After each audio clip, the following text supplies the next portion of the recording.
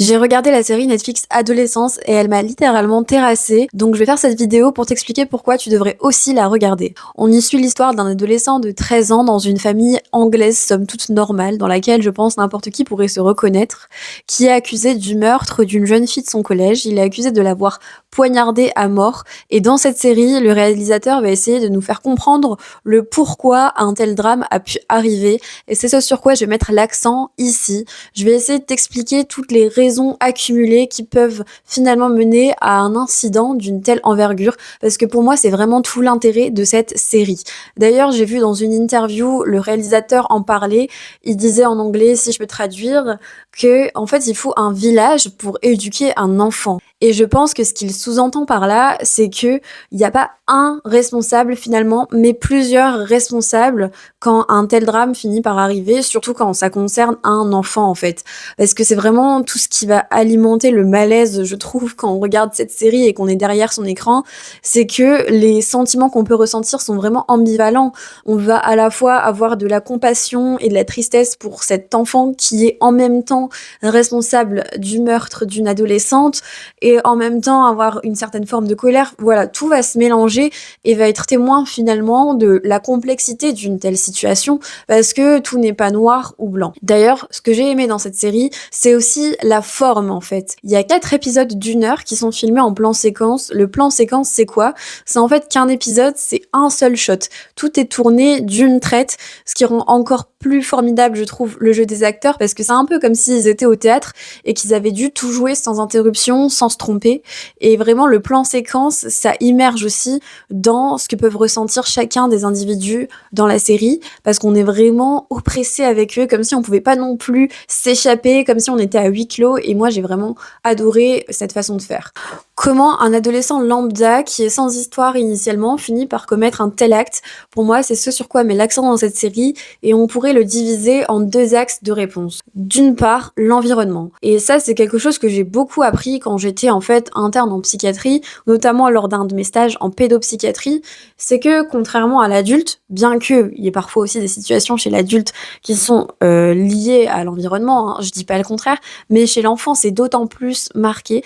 Par exemple, un enfant qui ferait une dépression, c'est forcément en lien avec un élément de son environnement en fait.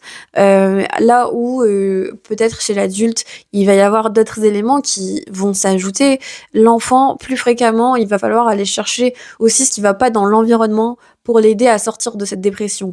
Les médicaments vont pas forcément être toujours le premier outil qu'on va dégainer parce qu'en fait, on aura beau donner ce médicament, si l'enfant reste dans le même environnement problématique, il sera toujours déprimé.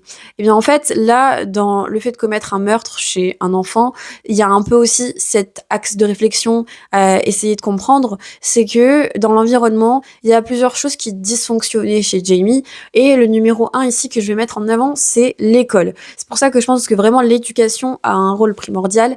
C'est qu'en fait, si on essaye de comprendre comment il évolue Jamie dans son collège, on se rend compte au fil de la série qu'il est victime de harcèlement. Ce harcèlement, il s'exprime notamment à travers les réseaux sociaux et que ce harcèlement, il va venir vraiment diminuer l'estime de lui-même chez Jamie. Et cette diminution, en fait, de la confiance en soi, elle est dangereuse et c'est vraiment ce qu'on a du mal à comprendre à premier abord.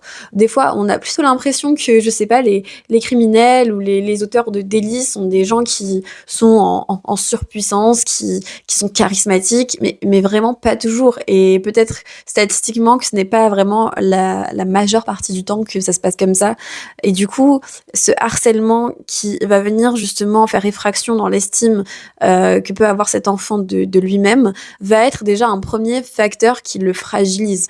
En fait, Jamie, dans un entretien qu'il a avec la psychologue, il va dire de lui-même je suis sans doute le plus moche de mon école, je plais pas aux filles. Il va aussi parler du regard qu'il a sur comment ses parents le voient. À un moment donné, il montre qu'il a essayé de faire du sport à plusieurs reprises, qu'il a essayé de faire du foot. Son père aussi dit que Jamie a déjà été inscrit à la boxe. Et en fait, ce qui est intéressant avec cet axe, c'est que dans la série, vous verrez, vous aurez le regard des deux, en fait, du père et du fils.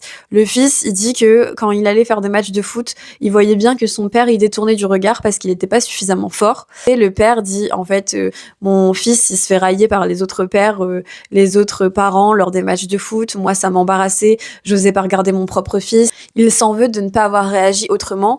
Et donc ça, c'est un autre élément, c'est qu'en fait, dans la façon dont on éduque nos enfants, il faut vraiment faire attention à comment on va faire pour qu'ils aient une estime d'eux-mêmes suffisamment haute. Et parfois, vraiment, on a beau leur donner tout l'amour du monde, c'est pas toujours comme ça qu'on va donner confiance en soi à un enfant. Parce que Jamie, il le dit bien que ses parents, ils sont aimants, que ses parents, ils sont bons avec lui. Il est d'ailleurs très admiratif de son père dans la série. Mais pour autant, ça peut aussi se jouer sur des petits détails comme ça. Surtout que j'imagine que Jamie, il a dû avoir cette pression de purée, je suis pas bon en sport. Le sport, c'est associé aussi à la masculinité. Du coup, il se sent diminué en tant qu'homme, même si c'est encore un petit garçon de 13 ans. Hein. Mais voilà, l'estime que Jamie, il a de lui-même et l'estime de lui en tant que surtout petit garçon, je pense que c'est vraiment ça qui est important, elle est anéantie. Donc en fait, il se sent diminué en tant que petit garçon, en tant que futur homme, et ça vient être accentué par un deuxième du coup élément qu'on peut attribuer à son environnement, c'est le phénomène incel. Le phénomène incel, je pense que vous le connaissez tous, c'est cette masculinité toxique qui est véhiculée par les réseaux sociaux. Il me semble qu'initialement, ce concept, ça vient d'un influenceur Andrew Tate. Je veux pas dire de bêtises, mais ce serait à creuser. En tout cas, c'est des personnages sur les réseaux sociaux qui vont véhiculer l'idée que si les hommes sont célibataires, c'est parce que 80% des femmes sont attirées par 20% des hommes et qui vont alimenter la haine de la femme, en fait. Et Jamie, on sent qu'il a eu accès à du contenu comme ça. Ça va être dit de façon un peu subtile dans la série. Par exemple, sa mère, elle va bien dire que elle voyait que son fils, il restait tard, que la lumière était encore allumée tard dans sa chambre jusqu'à 1h du matin et qu'il était, voilà, tout seul dans sa chambre avec son ordi et que finalement elle sait pas tellement ce qu'il pouvait regarder sur cet ordi. Pareil, à travers d'autres personnages, on va voir aussi qu'il y a une cassure en fait entre la génération des parents et la génération des enfants. C'est que vraiment les parents, ils ont pas du tout connaissance de ce phénomène des incels, que ça peut être véhiculé sur les réseaux sociaux, que son fils il peut être amené à liker sur Instagram des femmes dénudées, à mettre des commentaires hyper agressifs sous ces photos-là. Vraiment, il y a un silence, il y a une rupture de communication sur de tels phénomènes. Le fait que ce phénomène existe, que l'enfant il y ait accès, qu'il n'y ait pas de contrôle parental et qu'il y ait une émulsion de groupe parce que Jamie il est pas tout seul à être dans cette dynamique-là. On voit dans la série qu'il a 2 meilleurs amis qui ont l'air d'être aussi des enfants harcelés et qui sont pas très populaires auprès des filles. Et je pense aussi qu'entre eux, ils pouvaient alimenter ce genre de mécanisme en fait de pensée envers les femmes. Enfin bref, tout ça pour dire que il y a vraiment dans l'environnement plusieurs choses qui vont jouer, que ce soit le rôle de l'école, qui peut-être parle pas assez de ces sujets-là, que ce soit le rôle des parents, qui est pas non plus forcément toujours informé sur ce que peuvent consommer les jeunes, aussi la manière dont ils vont éduquer leurs jeunes à normalement prendre soin des femmes, à comprendre ce que ça peut représenter d'être un petit garçon mais un homme en devenir, d'avoir quand même un contrôle sur la consommation de leur contenu et de leur inculquer une confiance en eux. Je pense que c'est des éléments qui en fait se surajoutent et qui fragilisent un terrain qui peut un jour, s'il y a un événement déclencheur, aboutir à un drame de ce genre. La troisième chose où je voulais en venir et qui est pas tellement creusé dans la série, mais moi qui m'a interpellée vu que j'ai peut-être un regard médical différent, c'est que souvent dans la série, Jamie, enfin les 3/4 du temps, il nie le meurtre.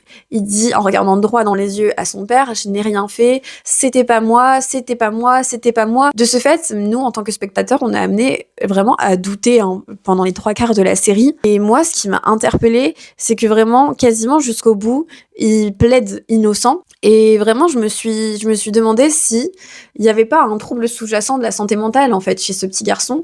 Notamment parce que c'est très subtil, mais lorsque l'enquêteur va voir ses professeurs, lorsqu'il lit ses bulletins, il est écrit que depuis quelque temps, Jamie il développe des troubles du comportement. C'est pas tellement détaillé, mais que on pourrait sous-entendre qu'il est peut-être plus en retrait, qu'il est peut-être plus agressif. Et puis après, lors de l'entretien avec la psychologue, dans son discours, quand il se positionne par par rapport aux autres enfants, quand il se positionne par rapport aux autres filles, on a l'impression quand même qu'il a un ressenti un peu persécuté.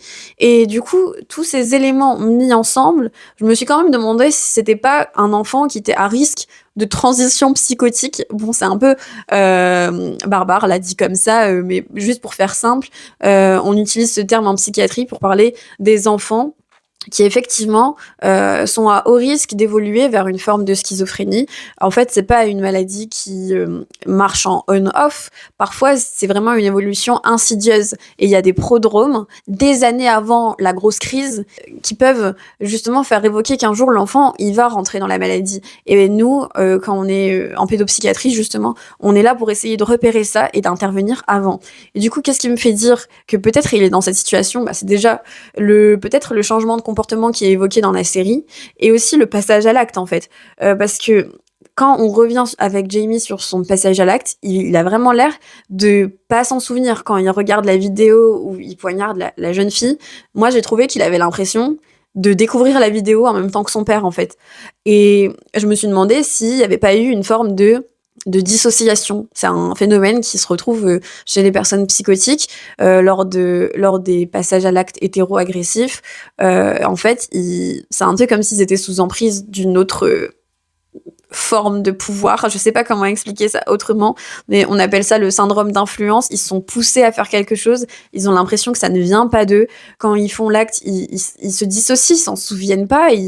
C'est comme si ce n'était pas eux, en fait. Et il y a peut-être parfois une amnésie des faits associée. Enfin bref, moi j'ai vraiment eu des questionnements sur le passage à l'acte de Jamie. Je me suis aussi demandé si, en plus de tout ce que je vous ai dit avant, il n'y avait pas une vulnérabilité psychiatrique chez ce petit garçon. Et je trouve que ça aurait été intéressant vraiment de creuser ça. Donc voilà, s'il y a des gens du corps médical, de la santé mentale qui veulent réagir à ça, je serais ouverte au débat vraiment. Mais je me suis posé la question.